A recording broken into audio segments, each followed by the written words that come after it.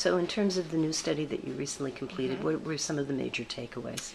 Some of the major takeaways of our news study were that accountability is increasingly important in a world where consumers can find out information on their own. They don't rely on institutions and big media companies to give them a corporate agenda or a solid or the one way of hearing the news. They know that there's many, many different perspectives.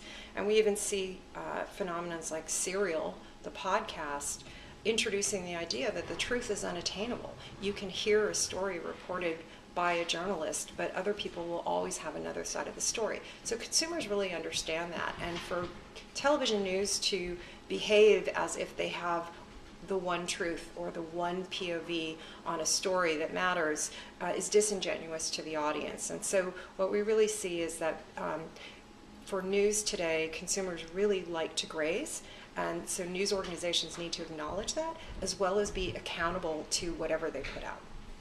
What other studies are you working on right now? We have, for the past 6 years, had a longitudinal study on the cultural relevance of reality TV.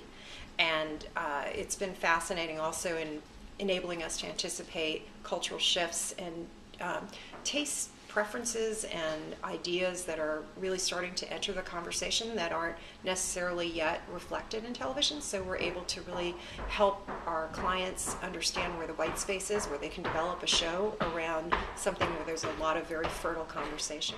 We also have an upcoming study on drama and how scripted drama right now is in its almost third year of the golden age, as people call it, and we're really fascinated to see how much of it is sustainable, what if there are elements that are changing or that the viewers are tiring of, how dark is too dark.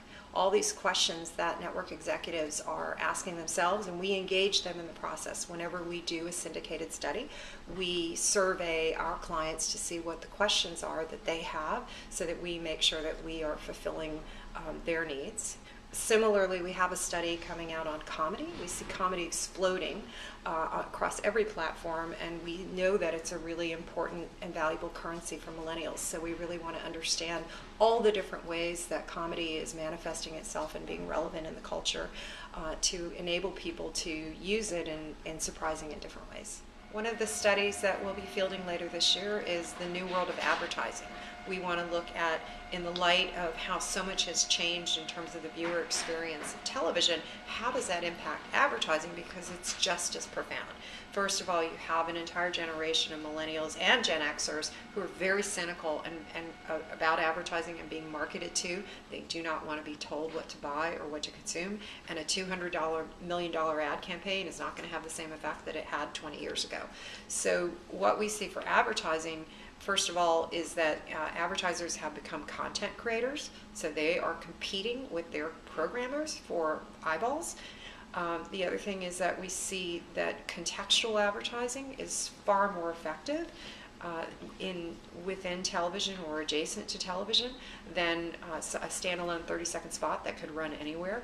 You see, because of the proliferation of content, the consumers are rejecting anything generic. They want highly customized, highly contextual experiences, and this is in part because of the web. When you go onto a site and you surf a site, you're constantly being served up ads from places that you've shopped or things that you might be interested in, because the web is smart that way.